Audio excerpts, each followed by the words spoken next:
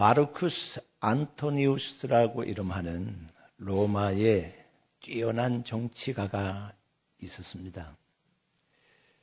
그는 정치하는데도 뛰어났지만은 용맹한 군인이기도 했습니다.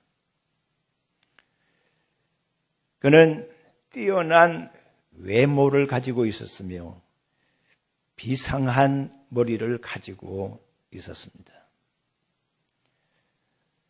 설득력이 뛰어난 그의 은변은 아무도 따를 수가 없었습니다. 특히 은빛 목청을 가졌다고 할 정도로의 아름답고 굵은 그의 목소리는 훌륭한 웅변수를 만들어 내었습니다.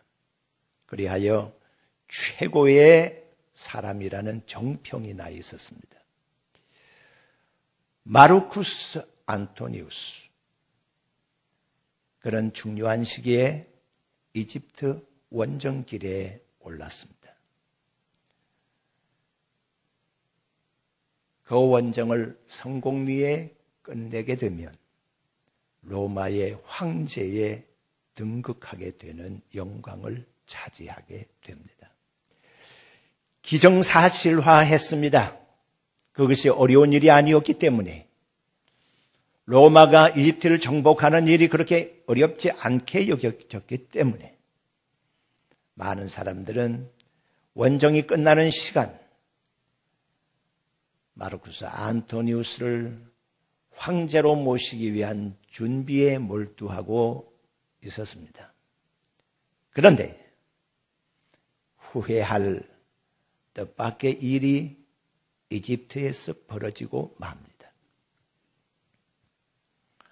세계적인 미모를 가진 것으로 알려져 있는 클레오파트라를 안토니우스는 만나게 됩니다. 거기에서 사랑에 빠지게 됩니다. 그 일로 말미암아서 그는 권력과 그의 생명까지 버려야만 했습니다. 후회하여도 돌이킬 수 없는 사건이 벌어지고 만 것이죠. 후회하고 돌이켜서 다시 한번 해보면 회복될 수가 있고 치유될 수 있는 일 같으면 별 문제될 것이 없습니다. 그런데 후회하고 땅을 치고 통곡해도 돌이킬 수 없는 일일 때에는 그 문제는 심각하게 우리에게 다가오는 겁니다.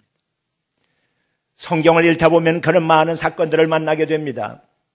아담과 하와가 하나님의 명령에 불순종했습니다. 그리하여 에덴 동산의 중앙에 있는 선악과를 따먹고 말았습니다. 그로 말미암아 에덴 동산에서 쫓겨나는 신세가 되고 에덴 동산으로 들어가는 길이 막혀버리고 말았습니다. 아담과 하와는 에덴 동산을 바라보며 탄식하며 울었을 것입니다.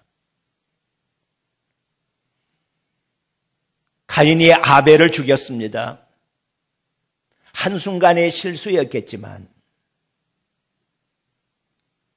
가인은 성경에 기록되어 있는 최초의 살인자라는 낙인이 찍히고 말았습니다. 그것은 돌이킬 수 없는 큰 잘못이었습니다. 시달 평야에서 많은 사람들이 바벨탑을 쌓는 공사를 했습니다. 하나님처럼 높아지겠다고 그리고 흩어지지 말자고 하는 맹약을 맺으면서 그들은 그곳에서 그렇게 공사에 열중했습니다. 그런데 하나님께서 그들의 악한 마음을 보셨습니다. 그리고 언어를 혼잡하게 하고 흩어버리고 말았습니다. 후회하고 돌이키려고 해도 할 수 없는 일이 벌어지고 만 것이죠. 가룟 유다가 예수님을 팔았습니다. 예수님을 팔아먹어버리면 그것으로 끝나는 것으로 생각을 했습니다. 간단하게 생각했습니다. 세상에 선생님을 배신하는 제자가 한둘이겠습니까? 유다는 그렇게 선생님을 팔았습니다. 그런데 그 선생님이 메시아일 줄은 너무나도 후회스러운 일을 그는 범하고 말았습니다. 오늘 이 본문의 말씀 속에 히브리 기자는 에서라고 하는 사람 한 사람을 등장시켜서 예를 들어 설명하고 있습니다. 그는 한 그릇 음식을 위하여 장자의 명분을 팔았다.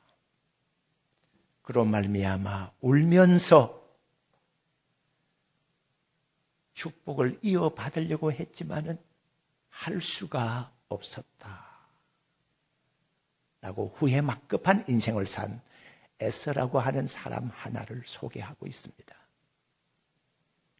그러면서 너희들도 조심하면서 살라고 하셨습니다. 후회하지 않는 인생을 살기 위한 처방, 오늘의 말씀의 제목입니다. 첫째, 가장 중요한 것은 정직한 삶을 살면 후회할 것이 없습니다. 그런데 여러분, 정직한 삶이라고 하는 것에 대한 해석이 문제입니다. 우리는 정직한 삶이라고 했을 때에 정직을 솔직한 것 내지는 진실한 면으로 단순하게 생각합니다. 네, 그렇게 해석하는 것도 무난합니다. 정직하다 그러면 거짓말하지 않는 솔직한 것을, 있는 그대로를 말하는 솔직한 것을 의미하는 것이기도 하니까요. 공평에 대한 법으로 알려져 있는 출애굽기 23장 1절의 말씀을 보게 되면 너희는 헛된 풍소를 전하지 말며 악한 사람과 연합해서 위증하는 증인이 되지 말라. 그렇게 말씀하고 있습니다. 거짓말하지 말라는 겁니다. 그것을 공평에 관한 법이라고 제목을 붙여놓고 있습니다.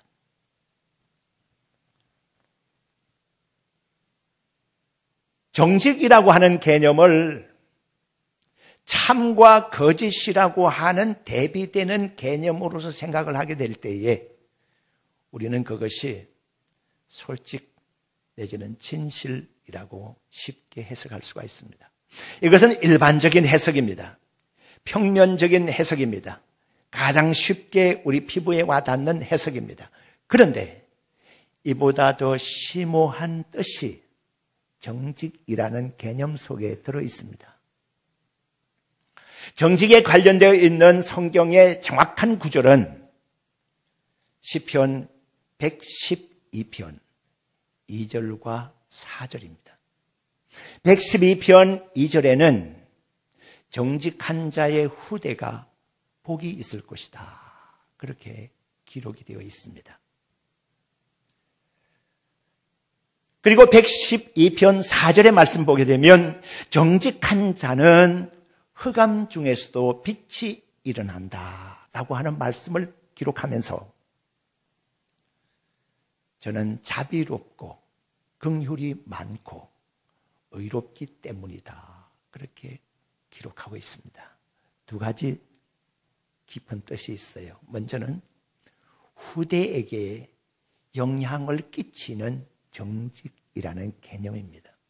우리가 그것을 알기 위해서는 창세기 9장의 말씀을 돌아가 봐야 될 겁니다. 거기에는 노아가 대홍수 이후에 일어난 사건 하나를 기록하고 있습니다. 노아는 대홍수가 끝난 다음에 포도나무를 심었습니다. 그리고 거기서 열매를 거두고 그 열매로 포도주를 만들어서 마시게 됩니다. 오랜만에 마시는 술 맛이 얼마나 당겼는지 좀 과음을 한 것 같습니다. 그리하여 몸에 열이 나서 견디지를 못했고 장막 안에서 옷을 훌렁훌렁 벗어버리고 말았습니다. 제가 말씀드린 장막 안이라고 하는 말입니다. 장막 밖에서 그랬다고 하면 이건 큰 흠이 될 수가 있을 겁니다. 누구나 다 볼 수가 있을 것이었기 때문입니다. 그러나 장막 아니었기 때문에 특별히 관련된 사람이 아니고서는 볼 수가 없는 상황이 아니었을까.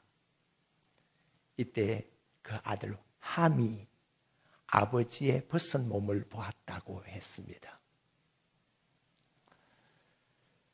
그로 말미암아 함은 형제들에게 그 사실을 알렸지요. 아마 함은 자기가 알고 있는 일에 대해서 솔직하게, 그리고 자기가 보았던 일에 대해서 말하고 싶어서 견디지 못했던 것 같습니다. 그리하여 형제들에게 이야기는 하기는 했지만은 그것이, 그 결과가 어떻게 되리라고 하는 것은 상상도 못했습니다. 노아가 술이 깨었을 때, 자기에게 일어난 그 사태를 알았을 때에 함의 자손들을 저주하고 말았습니다. 우리는 여기서 노아 지가 잘못해놓고서 어떻게 남을 저주할 수 있겠느냐고 말하기 전에 부자지간의 관계를 먼저 파악을 할 줄 알아야 합니다. 부자지간이라면 그렇게 해서는 안 되는 것이죠. 아버지의 흠을 자식이 보았다면 마땅히 자식은 아버지의 흠을 가려줘야 하지 않겠습니까? 그것을 솔직하게 정직하게 말해야만 되는 것입니까? 그럴 필요까지는 없지 않았을까요? 저는 함의 정직을 솔직과 진실한 면에 대하여 여러분들에게 묻고 있는 것이 아닙니다.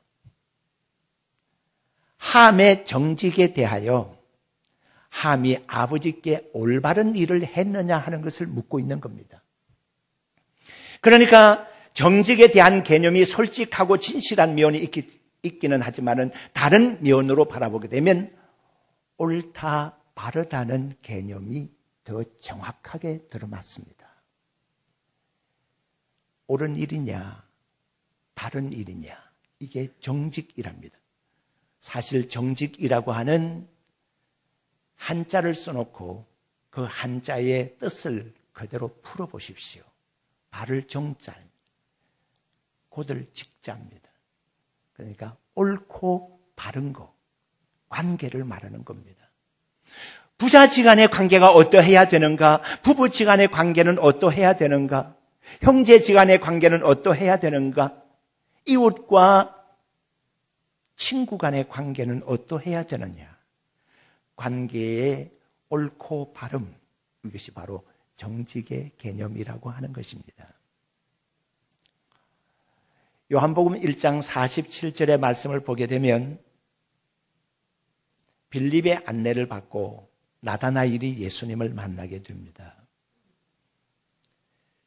예수님께서 하시는 말씀, 보라, 참 이스라엘 사람이다. 그 속에 간사한 것이 없도다. 예수님께서 말씀하신 이 간사라고 하는 단어는 낚시꾼이 낚시 바늘에 매달리고 있는 미끼, 이것을 간사함으로써 해석해 볼 수 있는 단어입니다. 그러니까 이 간사한 것을 다른 말로 말하게 되면 간사한 것은 교활한 거, 한 거하고 똑같이 볼 수 있는 단어입니다. 나다나엘이라고 하는 사람은 진실하고 솔직한 사람임과 동시에 아무에게도 해코지하지 아니하는, 남을 해롭게 하지 아니하는, 그리고 교활하지 않는, 이간하지 않는 그런 사람이라는 겁니다. 오늘날 사람들이 많이 범하게 되는 이간질하는 거 말입니다. 교활한 거 말입니다. 나에게 손해가 되는지, 나에게 이익이 되는지, 공동체에 이익이 되는지 그것을 전혀 생각하지 아니하고 이간질하고 교활한 방법으로 모든 것을 동원하는 그런 거. 예수님께서 나다나엘을 칭찬한 것, 간사한 것이 없다고 하는 말씀 속에는 바로 그 의미가 있다는 거죠. 시편 112편 4절에 기록되어 있는 그 말씀은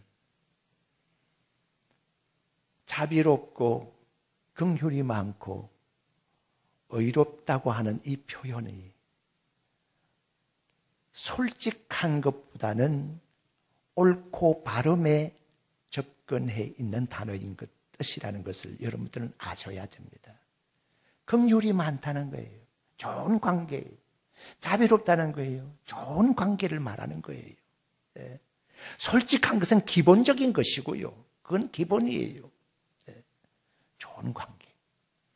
바울 사도는 모든 것이 가하나 모든 것이 덕을 세우는 것은 아니라고 했거든요. 가하다고 해서 다 할 수 있는 것이 아니고 덕을 먼저 생각하라는 거예요. 덕을 세우는 일, 주님의 이름을 먼저 생각하고 주의 전을 먼저 생각하는 이런 관계에 대한 것, 이것이 정직의 개념 속에 들어있다는 것을 아시길 바랍니다. 그리고 두 번째는 성실하게 사는 사람에게는 후회할 것이 없습니다. 시편 119편 90절의 말씀을 보게 되면 하나님의 성품에 대해서 성실함을 언급하고 있습니다. 하나님의 성실함은 대대에 미치리로다. 그렇게 말씀하면서 그 앞뒤 문맥을 보게 되면 하나님의 그 성실하신 성품으로 인해서 하늘과 땅이 굳게 서 있다는 것이고 하나님의 규례가 영원하다는 것이고 그리고 내가 살 수 있다는 것이 하나님의 성실하심에 근거하고 있다고 하는 말씀을 하고 있습니다. 성실하신 하나님의 DNA가 우리에게 있다고 하면, 우리가 하나님의 자녀라고 하면 우리 역시 성실해야 합니다. 우리의 사명에 있어서 우리가 성실해야 되고 우리의 말과 행동에 대해서 성실해야 합니다. 우리의 책임질 일에 대해서, 우리가 가진 권리에 대해서, 우리의 의무에 대해서 우리는 성실할 수 있어야 합니다. 예수님의 비유의 말씀 가운데 달란트 비유가 있죠. 그것이 마태복음 25장에 기록되어 있는데요. 거기에 한 달란트 받은 사람이 그 한 달란트를 가지고 나중에 어찌했습니까? 고스란히 그대로 주인에게 가져왔죠. 2달란트 받은 사람, 5달란트 받은 사람 배나 남겨서 주인에게 가져갔지만은 1달란트 받은 사람은 그대로 고스란히 땅에 묻어 놓았다가서 그대로 가지고 갔어요. 그런데 주인은 이렇게 표현합니다. 악하고 게으른 종아. 그런데 아무리 생각을 해도 악하다고 하기는 뭐라고 좀 생각하기 그렇잖아요. 1달란트 그대로 가지고 왔으니까, 아무 장사도 안 했으니까 게으르다는 표현은 가능해요. 그런데 어떻게 악하다고 표현을 했을까? 게으른 것이 악한 걸까? 물론 게으른 것이 악하다고도 볼 수가 있겠죠. 그러나 그것보다는 이 1달란트 받은 사람의 말에 우리가 주의할 필요가 있습니다. 그는 주인에 대해서 편견과 오해를 가지고 있었습니다. 어떤 것입니까? 1달란트 가져와서 주인에게 내놓으면서 뭐라고 그랬어요? 주인은 굳은 사람이라. 내가 볼 때에 심지 않은 데서 거두고 해치지 않은 데서 모으는 줄을 내가 알았습니다. 그러므로 당신 것 가지고 왔으니까 받으십시오. 이랬거든요. 주인에 대한 편견과 오해. 어째 그렇습니까? 사람이 어떻게 심지 않은 데서 거둘 수가 있겠습니까?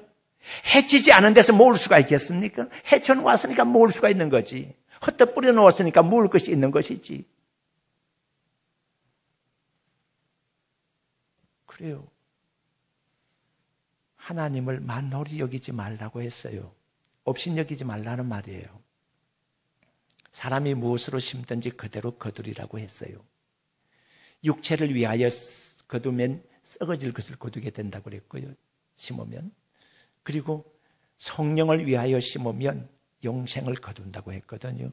무엇으로 심든지 그대로 거둔다고 했거든요. 그러니까 이 1달란트 받은 종은 아무 장사도 안 했기 때문에 게으른 종이라고 하는 것은 옳은 거고, 그리고 악하다고 한 것은 주인에 대하여 편견과 오해가 있었기 때문이었습니다. 우리 하나님은 성실한 하나님이십니다. 심은 데서 거두는 거예요. 심는 대로 거둔 거예요. 성실하신 하나님이시기 때문에 그래요. 심지 않는 것을 거두지는 않을 거예요. 어떤 소년이 있었습니다. 그 소년은 공부를 할 때에 전 과목이 전 학년에서, 자기 학년에서 수석이기를 바라는, 남에게 지고는 못 사는 그런 학생이었어요. 그런데 다른 과목은 다 1등인데 수학의 한 과목만은 자기 친구에게 지는 거예요. 이게 왜 이럴까? 아무리 노력해도 안 되네. 그리고서 밤에 잠을 자려고 누웠다가 어느 날 밤에 벌떡 일어났습니다. 도대체 내 친구는 어떻게 공부를 하나? 그래서는 집에서 나와서 친구의 방이 보이는 창문을 이렇게 쳐다보았더니 웬일입니까? 자기가 자려고 불 끄는 그 시간에도 친구의 방의 창문에 불빛이 새어나오고 있는 거예요. 나보다 더 열심히 공부하는구나 생각했어요. 정확하게 살펴보니까 10분이었어요. 10분을 더 불을 켜놓고 있는 거예요. 며칠을 확인을 했어요. 며칠을 확인을 해보니까 10분을 더 공부하는 거예요. 그래서 이 친구는 생각했어요. 이 소년이, 그래, 내가 이제 10분을 더 공부해 보리라. 그러고서는 학교에도 10분 더 일찍에 나가고, 그리고 다른 학생들이 다 떠나고 난 다음에도 10분 더 공부하고 복습하고, 그리고 집으로 돌아왔고, 잠도 10분 더 공부하고 자고, 그렇게 했어요. 이 사람이 누굽니까? 나중에 미국의 유명한 대통령이 된 가필드 20대 대통령입니다. 그가 대통령 취임 연설을 하면서 이렇게 말했습니다. 나는 10분을 잘 활용해서 성공한 사람입니다. 라고 자기를 소개했습니다. 성실한 거예요. 중요한 겁니다. 성실하지 아니하는 사람이 성공하는 거 보셨습니까? 우리가 성경에도 보면 그런 위대한 인물들, 성실함으로 성공한 사람들을 많이 만날 수가 있는데, 여러분 보십시오. 아브라함의 성실한 말입니다. 우리는 아브라함이 받은, 하나님의 보트로 받은 축복은 많이 사모하고 질투하면서, 정말 아브라함의 믿음과 순종은 따라 해보셨습니까? 이것이 문제입니다. 우리는 모세의 그 화려한 이력에 대해서 생각을 깊이 합니다. 모세가 하나님과 대면해서 아는 사람이었고, 그리고 대화를 하는 사람이었고, 아주 유명한 인물이었다는 사실을 우리는 기억하고 있습니다. 위대한 인물이었음을.